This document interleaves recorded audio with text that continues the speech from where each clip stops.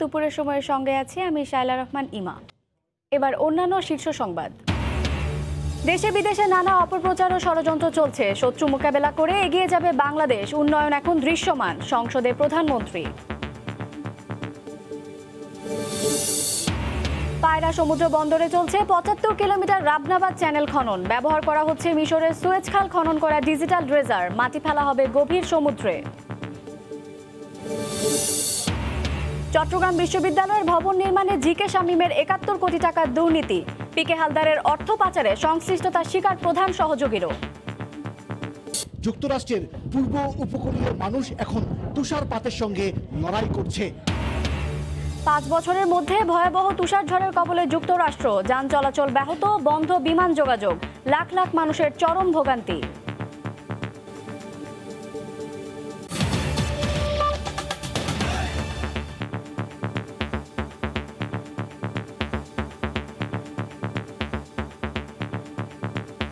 পাহাড়ের ভাঁজে ভাঁজে সবুজের সমারোহ, বলছি চায়ের রাজধানী শ্রীমঙ্গলের কথা।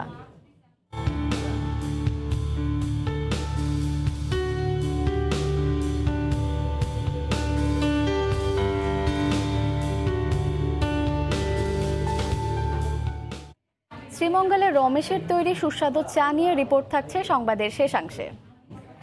দেশে বিদেশে নানা অপপ্রচার ও ষড়যন্ত্র চলছে উল্লেখ করে সংসদ নেতা ও প্রধানমন্ত্রী শেখ হাসিনা বলেছেন, শত্রুর মুখে ছাই দিয়ে এগিয়ে যাবে বাংলাদেশ। সকালে একাদশ জাতীয় সংসদের ৭১তম অধিবেশনের সমাপনী বক্তব্যে প্রধানমন্ত্রী বলেন, সুনির্দিষ্ট লক্ষ্য নিয়ে দেশকে এগিয়ে নিচ্ছে তার সরকার। অধিবেশনের সমাপ্তিসূচক আয়োজনে প্রধানমন্ত্রীর বক্তব্যে উঠে এসেছে করোনা পরিস্থিতি, রাজনৈতিক সংকট ও অর্থনৈতিক বাস্তবতা। তার বক্তব্যের চুম্বক অংশ দেখে নেব দেবাশিস রায়ের রিপোর্টে। আমাদের লক্ষ্য ছিল, শেষ হলো একাদশ জাতীয় সংসদের শীতকালীন অধিবেশন। করোনা পরিস্থিতির মধ্যেও স্বাস্থ্য সতর্কতা ও সাবধানতা অবলম্বন করে পরিচালিত এই সংসদে পাশ হয়েছে ৬টি আইন। পাশাপাশি টানা সাধারণ আলোচনা চলেছে রাষ্ট্রপতির ভাষণের ওপর। বিধি অনুযায়ী মঙ্গলবার সকালে স্পিকার ডক্টর শিরিন শারমিন চৌধুরীর সভাপতিত্বে এই অধিবেশনে সমাপনী বক্তব্য রাখেন সংসদ নেতা শেখ হাসিনা। আমার মূল ভাষণ। অধিবেশনের সমাপনী দিনে প্রধানমন্ত্রীর বক্তব্যে উঠে আসে রাজনৈতিক ইস্যু। তিনি বলেন, বহুদলীয় গণতন্ত্রের নামে দেশে কালো অধ্যায় রেখে গেছেন বিএনপির প্রতিষ্ঠাতা। বিএনপির তো আজকে সেই দশা, তাদের নেতৃত্বের অভাব। তারা এখানে যতই বক্তৃতা দিক আর যত কথাই বলুক, পলাতক আসামি যখন একটা দলের নেতা, তাদের কাছ থেকে তাদের উপর মানুষের আস্থা থাকে না, বিশ্বাস থাকে না। আর সেই বিশ্বাস আস্থাটা নাই। কিন্তু আমার কথা হচ্ছে, যাদের গায়ে হাজার কালির ছিটা, তারা আবার এত বড় কথা বলে কোন মুখে, এটাই আমার প্রশ্ন। করোনা মহামারীর আঘাত সামলে অর্থনীতি ঘুরে দাঁড়িয়েছে জানিয়ে শেখ হাসিনা বলেন, সময় হলেই খুলে দেয়া হবে শিক্ষা প্রতিষ্ঠান। করোনা এখন অনেকটা নিয়ন্ত্রণে, আর একটু নিয়ন্ত্রণে আসলেই আমরা স্কুল কলেজ সব খুলে দেব। তখন ছেলেমেয়েরা পড়াশোনা করতে পারবে। ভ্যাকসিন এসে গেছে, আমি জানি এটা নিয়ে অনেক কথা, অনেক সমালোচনা, অনেক ব্যঙ্গ শুনেছি। উত্তরটা ভ্যাকসিন আসার পরে বোধহয় ভ্যাকসিন নিজেই উত্তরটা দিয়ে দিয়েছে। যারা বলেছে তাদের মুখেই থাপ্পড়টা পড়েছে, আমার কিছু করার নেই। দেশের উন্নয়ন কর্মকাণ্ডে বিএনপির কোনো সাড়া না পাওয়ায় ক্ষোভ জানান প্রধানমন্ত্রী। তিনি বলেন, দেশবিরোধী ষড়যন্ত্র চলছে নানান ব্যঞ্জনায়। মিথ্যে কথা বলে, অসত্য তথ্য দিয়ে মানুষকে বিভ্রান্ত করা, এটা বিএনপির জন্মগত চরিত্র। বাংলাদেশ এগিয়ে যাচ্ছে, বাংলাদেশ এগিয়ে যাবে। শত্রুর মুখে ছাই দিয়ে বাংলাদেশ এগিয়ে যাবে, যে যাই বলুক। মাননীয় স্পিকার, দেশে বিদেশে নানাভাবে নানা অপপ্রচার চালানোর প্রচেষ্টা, কিন্তু আমি এটা বিশ্বাস করি যে সততা নিয়ে কাজ করলে পরে, আর সেই কাজের সুফলটা যখন জনগণ পায়, তো সেখানেই হচ্ছে তৃপ্তি, যে জনগণের জন্য কিছু করতে পারলাম। ভ্যাকসিন নিয়ে দেশের মধ্যে ব্যঙ্গ হলেও বাংলাদেশ করোনা নিয়ন্ত্রণের প্রশংসা বিশ্ব দরবারে অর্জন করেছে বলেও জানান প্রধানমন্ত্রী। শুধু সাধুবাদ শুনি না নিজের দেশের ভিতরে, কিন্তু বিশ্বের সবাই বাংলাদেশের প্রশংসা করেছে। দেবাশিস রায়, সময় সংবাদ, ঢাকা। পায়রা সমুদ্র বন্দরে শুরু হয়েছে ৭৫ কিলোমিটার রাবনাবাদ চ্যানেল খনন কাজ। প্রকল্পের কাজ পাওয়া বেলজিয়াম কোম্পানি জানিয়েছে, এর জন্য খরচ হবে প্রায় ৪৩৭ কোটি টাকা। বেলজিয়াম থেকে আনা অত্যাধুনিক ড্রেজার জাহাজ দিয়ে খননের মাটি ফেলা হবে গভীর সমুদ্রে। খনন শেষে চ্যানেলটিতে নিশ্চিত হবে ৬.৫ মিটার গভীরতা। ডিজিটাল এই ড্রেজারটি দিয়েই মিশরের বিখ্যাত সুয়েজ খাল খনন করা হয়েছিল। পটুয়াখালী থেকে ফিরে নিজামুদ্দিনের ছবিতে মাহমুদ রাকিবের রিপোর্ট। পটুয়াখালীর আন্দারমানিক নদীর রাবনাবাদ চ্যানেল বঙ্গোপসাগর থেকে নির্মাণাধীন পায়রা সমুদ্র বন্দরকে যুক্ত করা এই চ্যানেলটির দৈর্ঘ্য প্রায় ৭৫ কিলোমিটার। দেশের তৃতীয় এই সমুদ্র বন্দরটি চালু হলে মূলত এই চ্যানেল দিয়ে যাওয়া আসা করবে দেশ বিদেশ থেকে আসা লাইটার জাহাজ। তবে দেশের অন্যান্য সমুদ্র বন্দরের মতো নাব্য সংকটে যেন পড়তে না হয় আগেভাগেই সেই দিকে নজর কর্তৃপক্ষের। ইতিমধ্যেই বেলজিয়ামের ড্রেজিং কোম্পানি জান ডে নুল এর এই বিশাল ড্রেজিং জাহাজটি আন্দারমানিক নদী তীরে নিয়ে আসা হয়েছে। পথে রয়েছে এমন আরও ৩টি। বঙ্গোপসাগর থেকে পায়রা সমুদ্র বন্দরের প্রথম টার্মিনাল পর্যন্ত প্রায় ৭৫ কিলোমিটার দীর্ঘ রাবনাবাদ চ্যানেলটি বেলজিয়াম থেকে আনা এই অত্যাধুনিক ড্রেজার জাহাজ দিয়েগো চাও দ্বারা ড্রেজিং করা হচ্ছে। ড্রেজিংয়ের দায়িত্ব পাওয়া বিদেশি সংস্থাটি বলছে এর ফলে পুরো এই চ্যানেলটি সারা বছর ধরে কমপক্ষে ৬.৫ মিটার পর্যন্ত গভীরতা অব্যাহত থাকবে। ড্রেজিংয়ের প্রধান কর্মকর্তা জানান, নাব্য ধরে রাখতে গড়ে ১১৫ মিটার প্রশস্ত এই চ্যানেলটি থেকে বছরে ৪ মিলিয়ন ঘনমিটার পলিমাটি অপসারণ করাটাই চ্যালেঞ্জ।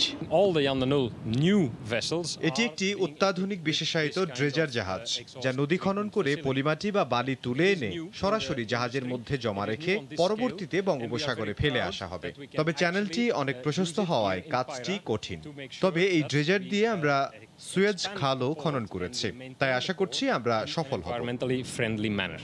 বন্দর কর্তৃপক্ষ জানান, রক্ষণাবেক্ষণ ড্রেজিং এর ফলে ৪০,০০০ মেট্রিক টন ধারণ ক্ষমতা সম্পন্ন ২০০ মিটার দৈর্ঘ্য ও ৩০ মিটার প্রস্থ জাহাজ সহজেই বন্দরে আসতে পারবে। ২০২০ সেপ্টেম্বরে আমরা বাংলাদেশ নৌবাহিনীর সহায়তায় পুরো চ্যানেলটা আমরা জরিপ করেছিলাম। তা আমরা দেখেছি যে চ্যানেলের কিছু কিছু জায়গায় ২০ সেন্টিমিটার থেকে ৪০ সেন্টিমিটার পর্যন্ত আমরা সিলটেশন পেয়েছি। নৌ প্রতিমন্ত্রী জানান, ১৮ মাস মেয়াদী রক্ষণাবেক্ষণ ড্রেজিং শেষে শুরু হবে ক্যাপিটাল ড্রেজিং, যার মাধ্যমে চ্যানেলটির গভীরতা বাড়বে ৬.৫ মিটার থেকে ১০.৫ মিটার পর্যন্ত। এখানে তো সিলটেশনটা একটা চ্যালেঞ্জ, আমরা সেই জন্যই ক্যাপিটাল ড্রেজিং করছি, মেইনটেনেন্স ড্রেজিং হচ্ছে। তো এই চ্যালেঞ্জটা থাকবেই, চ্যালেঞ্জটাকে রেখেই আমাদেরকে এই কার্যক্রমটা এগিয়ে নিতে হবে। এছাড়া নাব্য ধরে রাখতে প্রতিবেশী দেশগুলোর সাথে নদী চুক্তির বাস্তবায়ন করার উপর জোর দেওয়ার তাগিদ দেয় বন্দর কর্তৃপক্ষ। মাহমুদ রাকিব, সময় সংবাদ, পায়রা বন্দর, পটুয়াখালী। সব জেলায় করোনা টিকা পৌঁছে গেছে জানিয়ে স্বাস্থ্যমন্ত্রী জাহিদ মালেক বলেছেন, নির্ধারিত সময়ের আগামী ৭ ফেব্রুয়ারি সারা দেশে টিকাদান কার্যক্রম শুরু হবে। দুপুরে রাজধানীতে একটি হোটেলে আয়োজিত অনুষ্ঠানে তিনি একথা বলেন। টিকা নিতে সবাইকে উৎসাহিত করতে জনপ্রতিনিধিদের আহ্বান জানান তিনি।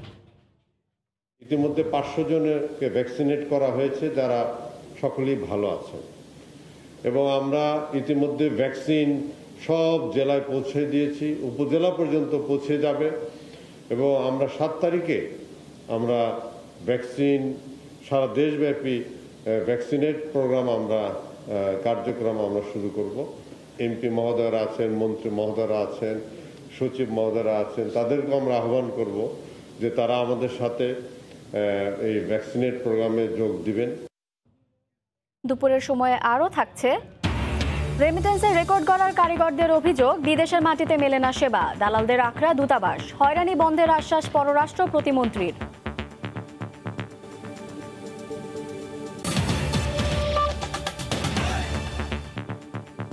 চট্টগ্রাম বিশ্ববিদ্যালয়ের ভবন নির্মাণে ৭১ কোটি টাকার অনিয়মের অভিযোগে দুদকের করা মামলায় গ্রেফতার দেখানো হলো বহিষ্কৃত যুবলীগ নেতা ঠিকাদার জিকে শামীমকে। দুদকের আইনজীবীর করা আবেদনের পরিপ্রেক্ষিতে গ্রেফতার দেখিয়েছেন চট্টগ্রামের জেলা ও দায়রা জজ ইসমাইল হোসেন। সাখাওয়াত টিপুর ক্যামেরায় বিস্তারিত জানাচ্ছেন কমল দে। আগের দিনে ঢাকা থেকে চট্টগ্রাম নিয়ে আসা হয় আলোচিত ঠিকাদার বহিষ্কৃত যুবলীগ নেতা জিকে শামীমকে। মঙ্গলবার সকালে পুলিশের কড়া পাহারায় আনা হয় আদালতে। কয়েক মিনিটের শুনানি শেষে চট্টগ্রাম বিশ্ববিদ্যালয়ের হল নির্মাণের দুর্নীতির মামলায় তাকে গ্রেপ্তার দেখানোর আদেশ দেন আদালত। এফআইআর দেখছে, চার্জশিট দেখলো, অন্যান্য কাগজপত্র দেখছে, দেখার পরে অর্ডার দিয়েছে। এর জামিন হবে না, এটা বিশাল অঙ্কের ডিফলকেশন, এটা আমরা তুলে ধরছি। আত্মসাতের বিষয়। চট্টগ্রাম বিশ্ববিদ্যালয়ের প্রশাসনিক এবং কলাভবন নির্মাণের কাজে অনিয়ম ও মিথ্যা তথ্য দিয়ে কাজ ভাগিয়ে নেয় জিকে শামীমের প্রতিষ্ঠান। পরে অনিয়মের অভিযোগে জিকে শামীম এবং তার সহযোগী ফজলুল করিমের বিরুদ্ধে দুদকের সহকারী পরিচালক ফখরুল ইসলাম বাদী হয়ে গত বছরের 22শে নভেম্বর এই মামলা দায়ের করেন। প্রায় 71,1,295 টাকার টেন্ডার উনি জালিয়াত ক্রমে বিভিন্ন কাগজ সৃষ্টি করে কাজটা ভাগিয়ে নিয়েছেন। সে টেন্ডার কমিটির হয়তো বা উৎকোনাইমেন্স অফ দেব সেটা তদন্তে বেরিয়ে আসবে। সেটা চট্টগ্রাম বিশ্ববিদ্যালয়ের এই টেন্ডারের ঘটনার জের ধরে কেন্দ্রীয় ছাত্রলীগ নেতা দিয়াস ইরফান চৌধুরীকে কৌশলে হত্যা করা হয়েছিল বলে অভিযোগ রয়েছে। এই মামলাও বর্তমানে পিবিআইয়ের কাছে তদন্তে রয়েছে। কমল দে, সময় সংবাদ, চট্টগ্রাম। পিকে হালদারের অর্থ লোপাতে সংশ্লিষ্টতা স্বীকার করে মামাতো ভাই শঙ্খ ব্যাপারীর পর জবানবন্দি দিচ্ছেন ইন্টারন্যাশনাল লিজিংয়ের সাবেক এমডি রাশিদুল হক। এদিকে পিকে হালদারের সঙ্গে যোগসাজশের অভিযোগে বিভিন্ন কোম্পানির চেয়ারম্যান ও এমডিকে তলব করা হলেও দুদকে হাজির হননি কেউ। শঙ্খ ব্যাপারীর মালিকানাধীন প্রতিষ্ঠান মুন এন্টারপ্রাইজ ঋণ নেয় 83 কোটি 84 লাখ টাকা। এছাড়া পিকে হালদারের সম্পদও তার কাছে গচ্ছিত ছিল। পিকে হালদারের সাথে যোগসাজশ ও অর্থ আত্মসাৎ, অবৈধ সম্পদ অর্জনের কথা স্বীকার করে পিকের মামাতো ভাই শঙ্খ ব্যাপারী 3 দিনের রিমান্ডের দ্বিতীয় দিন স্বীকারোক্তিমূলক জবানবন্দি দেন আদালতে। একদিন পরই 5 দিনের রিমান্ডে থাকা ইন্টারন্যাশনাল লিজিংয়ের সাবেক এমডি ও পিকে হালদারের প্রধান সহযোগী রাশিদুল হক 164 ধারায় স্বীকারোক্তিমূলক জবানবন্দি দিতে রাজি হলে নিয়ে যাওয়া হয় আদালতে। অভিযোগে বলা হয়, দীর্ঘদিনের সহকর্মী হিসেবেই ইন্টারন্যাশনাল লিজিংয়ের দায়িত্ব নিয়েই পিকে হালদারের পরিবার ও নিয়ন্ত্রণাধীন 40 প্রতিষ্ঠানকে 2,500 কোটি টাকা ঋণ ছাড় দেন রাশিদুল। সেখানে কোনো সম্পদ বন্ধকও রাখা হয়নি। এমনকি যেসব প্রতিষ্ঠানকে ঋণ ছাড় দেওয়া হয় তাদের সে অর্থ ফেরত দেওয়ার সক্ষমতা রয়েছে কিনা তাও দেখা হয়নি। এখন পর্যন্ত পিকে হালদারের সাথে সংশ্লিষ্টতায় পিকে হালদার সহ 33 জনের বিরুদ্ধে করা 6 মামলায় 6 জনকে গ্রেফতার করা হয়েছে। অন্যদিকে তার সাথে সংশ্লিষ্টতার অভিযোগে বিভিন্ন কোম্পানির মালিক, চেয়ারম্যান ও এমডিকে তলব করা হলেও মঙ্গলবার দুদকে হাজির হননি কেউই। সেলিয়া সুলতানা, সময় সংবাদ, ঢাকা। এই মুহূর্তে ঢাকার নিম্ন আদালত প্রাঙ্গণে আছেন রিপোর্টার এহসানুল হক শাওন। সরাসরি যাচ্ছি তার কাছে। শাওন,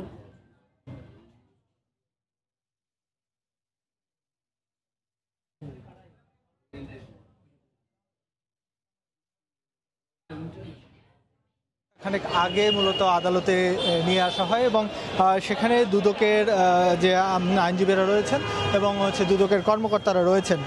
মূলত যে পিকে হালদারের যে মূল সহযোগী ইন্টারন্যাশনাল লিজিংয়ের সাবেক এমডি রাশিদুল হককে স্বেচ্ছায় তাকে আদালতে তিনি যে জবানবন্দি দিবেন সেই আদালতের স্বীকারোক্তি জবানবন্দি দেওয়ার জন্য রাজি হন এবং সেই স্বীকারোক্তি জবানবন্দি দিতেই তাকে দুপুরে আদালতে নিয়ে আসা হয়েছে এবং এখানে মুখ্য মহানগর হাকিম বাকিবিল্লার আদালতে তিনি স্বীকারোক্তিমূলক জবানবন্দি দিচ্ছেন।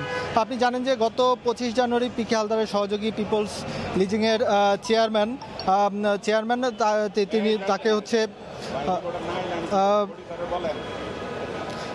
5 দিনের রিমান্ডে ছিলেন এবং আজ মামলার তদন্ত কর্মকর্তা দুদকের যে উপপরিচালক গুলশানে আনোয়ারের কাছে রাশিদুল হককে স্বেচ্ছায় স্বীকারোক্তিমূলক জবানবন্দি দেওয়ার ইচ্ছা জানান এবং তার ইচ্ছা অনুযায়ী তাকে সিএমএম ম্যাজিস্ট্রেটের বাকিবিল্লার আদালতে নেওয়া হয় এবং বাকি বিচারের খাস কামরায় নিয়ে রাশিদুল হককে জবানবন্দি রেকর্ড করছেন। এর আগে অর্থ পাচারে পিকে হালদারের সহযোগী এবং তার যে সংশ্লিষ্টতা থাকায় কয়েকজনকেই কিন্তু তাদেরকে গ্রেফতার করা হয়েছে এবং তারা আদালতে অনেকেই আসলে জবানবন্দি দিয়েছেন।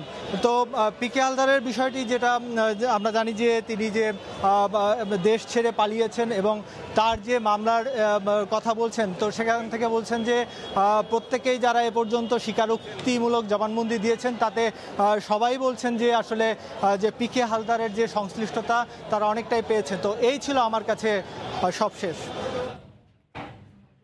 ঢাকা নিম্ন আদালত থেকে পিকে হালদারের দুর্নীতির সবশেষ খবর জানাচ্ছিলেন সহকর্মী এহসানুল হক শাওন। প্রবাসীদের বলা হয় রেমিটেন্স যোদ্ধা, যাদের শ্রম ঘামের যুদ্ধে করোনার মধ্যেও বাংলাদেশের অর্থনীতি শক্তিশালী অবস্থানে। বিদেশের মাটিতে বাংলাদেশি দূতাবাসগুলো তাদের সেবায় কেমন ভূমিকা রাখে?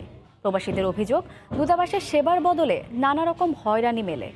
মরার উপর খাড়ার ঘা হয়ে আছে দালাল চক্রের দৌরাত্ম্য। হয়রানি বন্ধে কাজ করার আশ্বাস পররাষ্ট্র প্রতিমন্ত্রীর।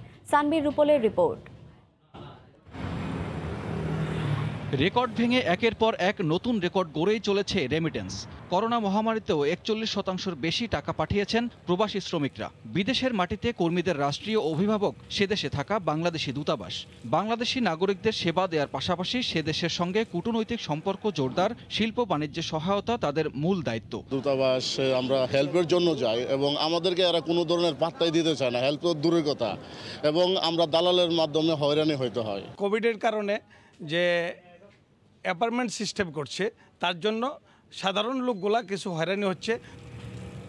চাকরির পাশাপাশি অনেক প্রবাসী ব্যবসা করতে চান বাংলাদেশি বিভিন্ন পণ্যের ব্র্যান্ডিং। প্রবাসী বাংলাদেশিরা যারা ব্যবসা করে দীর্ঘদিন যাবৎ, বাংলাদেশ থেকে ইম্পোর্ট করে, ওখান থেকে এক্সপোর্ট করে, ওই তাদের যেভাবে একটা হেল্প করা উচিত ওইভাবে আসলেও সার্ভিসটা পায় না। আমাদের এখান থেকে যারা আমরা ব্যবসায়ী আছি আয়ারল্যান্ড, ইউরোপে বা অন্যান্য জায়গায়, তাদের সাথে বসে মিটিং করে তাদের বাংলাদেশে ইনভেস্ট করানোর জন্য সহায়তা প্রদান করা। প্রবাসী শ্রমিকদের নিয়ে কাজ করা সংগঠন রামরুর জরিপ বলছে 19 ভাগ মানুষ বিদেশে যাওয়ার আগে প্রতারিত হন। সরকারি বেসরকারি মাধ্যমে প্রতি বছর যান 20 লাখের মতো। অনেকেই ফিরেও আসেন নানা জটিলতায়। শুধু মানবিক দৃষ্টি থেকে না, একদম তাদের কন্ট্রিবিউশনের জায়গা থেকেও এটা এখন তাদের অধিকারের জায়গা যে না, তাদেরকে রেসপন্স করতে হবে টাইমলি। দূতাবাসের সেবার মান বাড়াতে নজরদারি বাড়ানো হয়েছে বলে জানান পররাষ্ট্র প্রতিমন্ত্রী। কিছু জায়গায় আমরা মাঝে মাঝে অভিযোগ পাই যে দূতাবাস কেন্দ্রিক কিছু চক্র গড়ে ওঠে, যদিও এদের বিরুদ্ধে আমরা বেশ কঠোর ব্যবস্থা নিয়েছি। তো এই কাজগুলি অব্যাহতভাবে চলবে। বিশ্বের 172 দেশে 1.25 কোটির বেশি প্রবাসী বাংলাদেশি আছেন, যাদের সেবা দিতে 58টি দেশে 77টি মিশন কাজ করে। বলা হয়ে থাকে প্রবাসীদের পাঠানো আয় বাংলাদেশের অর্থনীতির মূল চালিকা শক্তির একটি। তবে যারা প্রবাস জীবনযাপন করেন তারা চান দূতাবাসগুলো আরও সক্রিয় হোক, আরও স্বস্তিতে থাকুক তাদের প্রবাস জীবন। সানবীর রূপল, সময় সংবাদ, ঢাকা। দুপুরের সময়ে আরও থাকছে 11 মাস পর টেস্ট ক্রিকেটে ফিরছে বাংলাদেশ। কাল চট্টগ্রামে সিরিজের প্রথম ম্যাচে উইন্ডিজের মুখোমুখি হবে টাইগাররা। টেস্টে সাকিবের প্রত্যাবর্তন।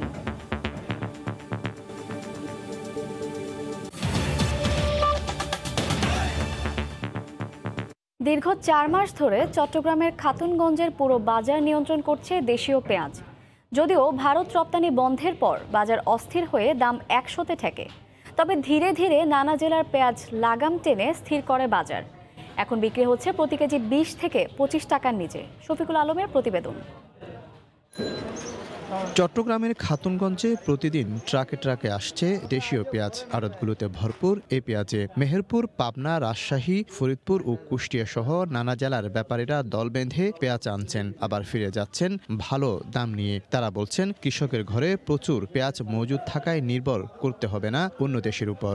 আরো 2 মাস যদি না আসে ইন্ডিয়ান পেঁয়াজ পুরাটা বাজার নিয়ন্ত্রণ করবে। এত পেঁয়াজ এবার আবাদ করতে কৃষক। দেশি পেঁয়াজ অনেক আছে এবং দেশি বিগত ছিল, এখন সামনে আরো আসতেছে। এখন মার্কেটে সব দেশি পেঁয়াজে বললে চলে। দেশের যে পর্যাপ্ত চাষ হয়েছে, মানে দেশের যে মালের যোগান আছে তাতে অভাব হবে না। ব্যবসায়ীদের নজরও এখন দেশীয় পেঁয়াজে। মানভেদে প্রতি কেজি বিক্রি হচ্ছে 20 থেকে 25 টাকার মধ্যে। আপনার মাল বেচছি আপনার 24 টাকা, 25 টাকা, 26 টাকা। আর ফরিদপুরের মাল 26 টাকা। তারপর হচ্ছে আপনার মেহেরপুর যেটা, এটা বেচতেছি 24 টাকা। ইন্ডিয়ান পেঁয়াজ না আসলেও এই দেশের পেঁয়াজ খুব একটা বেশি, মানে 50 টাকাও যাবে না, 30, 35 বা 40-এর মধ্যেই থাকবে। ব্যবসায়ীরা বলছেন দেশীয় কৃষকদের পণ্যদানার পাশাপাশি সংরক্ষণের ব্যবস্থা করলে উল্টো রপ্তানি করা যাবে পেঁয়াজ। আমাদের এখানে সংরক্ষণের অভাবের কারণে কৃষকরা ন্যায্য মূল্য না পাওয়ার কারণে দিনে দিনে এগুলা ফসলটা উৎপাদন কোয়ান্টিটি কমে গেছে। তো এটা যদি এদের কস্টিংটা ওরা কিছুটা প্রত্যেকে তো লাভ চায়, কৃষকরা প্রান্তিক চাষে টাকা পেলে তো আমার অসুবিধা নেই। দেশে পেঁয়াজের চাহিদা 30 থেকে 32 লাখ মেট্রিক টন। এবার উৎপাদনের আশা প্রায় 26 লাখ মেট্রিক টন। শফিকুল আলম, সময় সংবাদ, চট্টগ্রাম। আবারও দেশের বাইরের খবর। তীব্র তুষারপাতে বিপর্যস্ত রাজধানী ওয়াশিংটন এবং নিউ ইয়র্ক সহ যুক্তরাষ্ট্রের বিভিন্ন শহর। বৈরী আবহাওয়ার কারণে বন্ধ করে দেওয়া হয়েছে শিক্ষা প্রতিষ্ঠান। তুষারপাতের পাশাপাশি তুষারঝড়ে চরম ভোগান্তিতে পড়েছেন সাধারণ মানুষ। আগামী 2 দিন এই তুষারপাত অব্যাহত থাকতে পারে বলে পূর্বাভাস দিয়েছে দেশটির আবহাওয়া বিভাগ। নিউ ইয়র্ক থেকে আরও জানাচ্ছেন হাসানুজ্জামান সাকি। যুক্তরাষ্ট্রে এবং নিউ ইয়র্কে যে 10টি বড় ধরনের তুষার ঝড় হয়েছে, সেই বড় ধরনের তুষার ঝড়ের মধ্যে এটি একটি তুষার ঝড় এবং 2016 সালের পরে সবচেয়ে বড় ধরনের তুষার ঝড় কিন্তু হামলে পড়েছে এই পূর্ব উপকূলীয় অঞ্চলে। এখানকার যে ফেরি সার্ভিস আছে এবং ট্রেন সার্ভিস আছে সেগুলো বন্ধ করে দেওয়া হয়েছে। যে অবস্থা দাঁড়িয়েছে তাতে করে পূর্বাভাস দেওয়া হয়েছিল 14 থেকে 18 ইঞ্চি পর্যন্ত তুষারপাত হবে। এখন কোথাও কোথাও কিন্তু এর চেয়েও বেশি পড়েছে, কোথাও কোথাও 6 ইঞ্চি, 8 ইঞ্চি এবং 12 ইঞ্চি তুষারপাত হয়েছে। যুক্তরাষ্ট্রের এই তুষার ঝড়ের সঙ্গে কিন্তু মানুষ অভ্যস্ত, কিন্তু তারপরেও এই ধরনের তুষারপাত যখন খুব নাজেহাল একটি অবস্থা তৈরি হয় এবং প্রচুর বাংলাদেশি আছেন তারাও কিন্তু একটি বিপর্যস্ত অবস্থায় জীবনযাপন কাটাচ্ছেন। এবং আজকে প্রচণ্ড ঠান্ডা, কিন্তু এই তুষার ঝড় চলবে আগামীকাল যুক্তরাষ্ট্রের সময় মঙ্গলবার ভোর 6টা পর্যন্ত চলবে। টানা এই তুষারপাতের ফলে আগামী কয়েকদিন কিন্তু আরও অবস্থা বেগতিক হয়ে যাবে। এইরকম একটি অবস্থায় যুক্তরাষ্ট্রের মানুষ এবং বাংলাদেশি যারা এখানে বসবাস করছেন তারা একটি প্রস্তুতি নিচ্ছেন যে কিভাবে আগামী দিনগুলোতে এই তুষার ঝড় তারা মোকাবেলা করতে পারবেন। তীব্র তুষার ঝড়ে এখন বিপর্যস্ত যুক্তরাষ্ট্রের মানুষ। বলা যায় যুক্তরাষ্ট্রের পূর্ব উপকূলীয় মানুষ এখন তুষারপাতের সঙ্গে লড়াই করছে। বন্ধ হয়ে গেছে বিমান চলাচল, বন্ধ হয়ে গেছে স্কুল, শিক্ষা প্রতিষ্ঠান। সবাই এখন আগামী কয়েকদিন এই তুষার ঝড় কিভাবে মোকাবেলা করবে তারই প্রস্তুতি নিচ্ছেন। হাসানুজ্জামান সাকি, সময় সংবাদ, নিউ ইয়র্ক।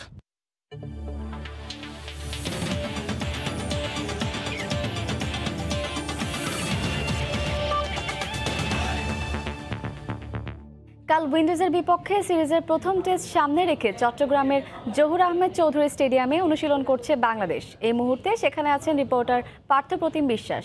সবশেষ খবর জানতে সরাসরি চলে যাচ্ছি তার কাছে। পার্থ,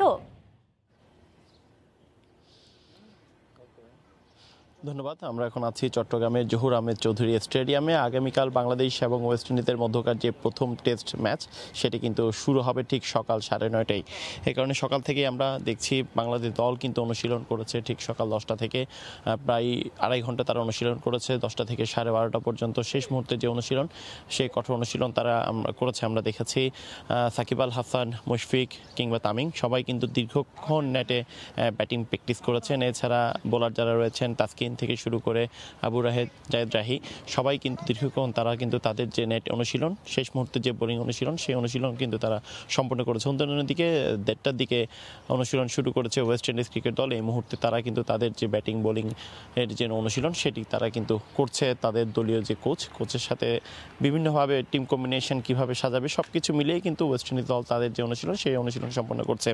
অন্যদিকে জানিয়ে রাখি চট্টগ্রামের জহুর আহমেদ চৌধুরী স্টেডিয়ামে প্রায় 1.5 বছর পর ফিরে এসেছে আন্তর্জাতিক কোনো ক্রিকেট। যদিও এবার দর্শকরা মাঠে বসে খেলা দেখার কোনো সুযোগ নেই করোনা মহামারীর কারণে, তারপরেও কিন্তু চট্টগ্রামবাসী প্রত্যাশা করছে যেহেতু দীর্ঘদিন পর চট্টগ্রামে ফিরে এসেছে আন্তর্জাতিক কোনো ক্রিকেট, সেক্ষেত্রে তারা টিভি সেটের সামনে বসে হলেও তারা দেখতে চায় বাংলাদেশ দল ওয়েস্ট ইন্ডিজের সাথে জয় পাবে, সেই প্রত্যাশাই কিন্তু রয়েছে নগরবাসীর। অন্যদিকে আমি যদি বাংলাদেশ দল সম্পর্কে একটু জানাই, বাংলাদেশ দলে কিন্তু যে টিম স্কোয়াড গঠন করা হয়েছে টেস্টের জন্য সেখানে 5 জন পেসার এবং 4 জন স্পিনার রয়েছে। যদি চট্টগ্রামের উইকেটের কথা চিন্তা করি সেক্ষেত্রে আমরা বিভিন্ন সময় যখন খেলা হয়েছে দেখেছি চট্টগ্রামের উইকেট সবসময় কিন্তু স্পিন সহায়ক উইকেট।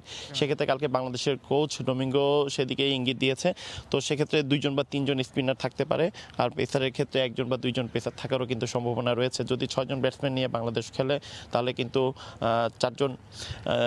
3 জন স্পিনার থাকবে এবং 1 জন পেসার নিয়ে খেলার সম্ভাবনা রয়েছে। তারপরও আগামীকাল যে টেস্ট ম্যাচ শুরু হবে সেক্ষেত্রে দর্শকরা মাঠে এসে খেলা দেখার কোনো সুযোগ নেই, কিন্তু দর্শকরা প্রত্যাশা করছেন বাংলাদেশ দল ভালো খেলবে এবং যে টেস্ট ম্যাচ সেই টেস্ট ম্যাচে জয় পাবে এই প্রত্যাশাই কিন্তু করছে সকলে। তো এই ছিল আমার কাছে এখনো পর্যন্ত জহুর আহমেদ চৌধুরী স্টেডিয়াম থেকে এখানকার সর্বশেষ খবর। চট্টগ্রামে উইন্ডিজের বিপক্ষে টাইগারদের প্রস্তুতি সম্পর্কে জানাচ্ছিলেন সহকর্মী পার্থ প্রতিম বিশ্বাস। ইংলিশ প্রিমিয়ার লিগে রাতে মাঠে নামবে ম্যানচেস্টার ইউনাইটেড, প্রতিপক্ষ সাউদাম্পটন। ওল্ড ট্র্যাফোর্ডে ম্যাচটি শুরু হবে রাত 2:15টায়। আরেক ম্যাচে আজ রাত 12টায় উলভসের বিপক্ষে লড়বে আর্সেনাল। শেফিল্ডে ইউনাইটেডের কাছে হারের পর শেষ ম্যাচে আর্সেনালের সঙ্গেও ড্র করেছে ম্যানচেস্টার ইউনাইটেড। 21 ম্যাচে 41 পয়েন্ট নিয়ে টেবিলের 2-এ নেমে গেছে রেড ডেভিল। শীর্ষস্থান ফিরে পেতে মরিয়া সোলশায়ারের দল। সাউদাম্পটনকে হারিয়ে টেবিলে নিজেদের এগিয়ে নিতে চায় ইউনাইটেড। ম্যাচে ইনজুরির কারণে খেলতে পারবেন না ফিল জোন্স। অনিশ্চয়তা আছে স্কট ম্যাকটমিনের খেলা নিয়ে। ইনজুরিতে আছেন সাউদাম্পটনেও কাইল ওয়ার্কার, নাথান টেলা, মোহাম্মদ সেলিসো, ওবাফেমি ও উইলিয়াম ইনজুরির কারণে খেলতে পারবেন না। দুরন্ত বাইসাইকেল হোম ডেলিভারি পেতে কল করুন 08007777777 নম্বরে। পাহাড়ের ভাজে ভাজে সবুজ চা বাগানের সমারোহ, আর তাই মৌলভীবাজারের শ্রীমঙ্গল পরিচিত পেয়েছে দেশের চায়ের রাজধানী হিসেবে। শ্রীমঙ্গলে গিয়ে রমেশের হাতে তৈরি হোয়াইট চা, জিঞ্জার চা, পাতা চা বা 10 লেয়ারের চায়ের স্বাদ না নিয়ে ফিরলে ভ্রমণটাই যেন অপূর্ণ থেকে যাবে। অভিনব এমন চা তৈরি উদ্ভাবন করে দেশ বিদেশে ব্যাপক পরিচিতি পেয়েছেন তিনি। মৌলভীবাজার প্রতিনিধি শাহ ওলিদুর রহমানের পাঠানো তথ্য ও ছবি নিয়ে রিপোর্ট।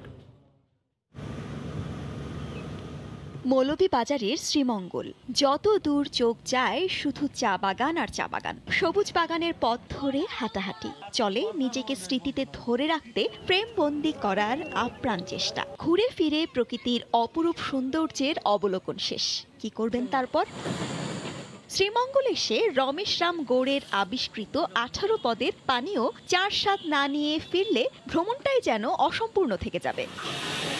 রমেশের হাতে তৈরি হোয়াইট চা, জিঞ্জার চা, পাতা চা সহ 7, 8 ও 10 রং বা লেয়ারের চা এখন দেশব্যাপী জনপ্রিয়। এটা আমাদের 10 লেয়ারের চা।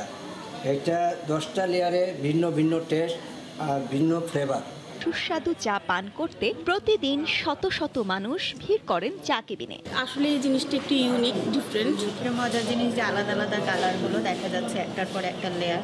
7 রকম ফ্লেভার দিল, অন্যরকম অনুভূতি। ময়মনসিংহের মুক্তাগাছার যুবক রমেশ রাম গৌড় বেকারত্ব ঘুচাতে শ্রীমঙ্গলে এসে রামনগর মণিপুরি পাড়ায় চায়ের দোকান দেন। 41টা দেশের রাষ্ট্রদূত আইসাও এই চা খেয়ে গেছেন। এবারে দেশের মাননীয় প্রধানমন্ত্রী শেখ হাসিনা উনিও চা পান করেছেন।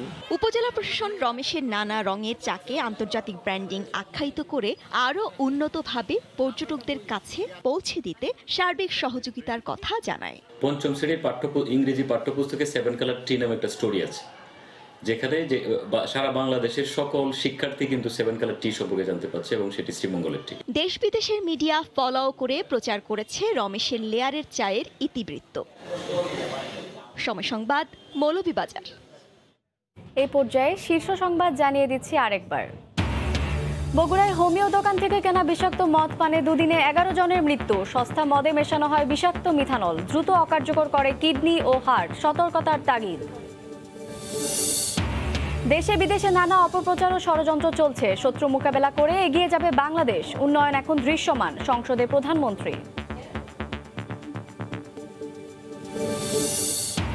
এবং পায়রা সমুদ্র বন্দরে চলছে 75 কিলোমিটার রাবনাবাদ চ্যানেল খনন। ব্যবহার করা হচ্ছে মিশরের সুয়েজ খাল খনন করা ডিজিটাল ড্রেজার। মাটি ফেলা হবে গভীর সমুদ্রে। এই ছিল দুপুরের সময়, সঙ্গে থাকুন সময়।